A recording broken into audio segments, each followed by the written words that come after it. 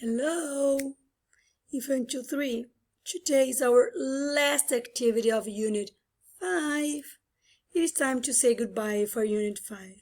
But before we start the new book, I want to know what part of the story you like it the most.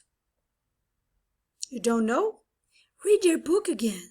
Watch the story as many times as you want, okay? We had the girls playing game board. We had the boys playing soccer. We had the kids jumping ropes. We had the kids doing the bike race. Remember? Yes. Which part did you like the most? Think about.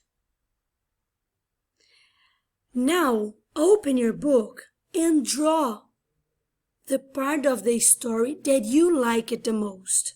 Okay? I want to see. Please send me the picture. Okay? Bye-bye. See you later, okay? Bye.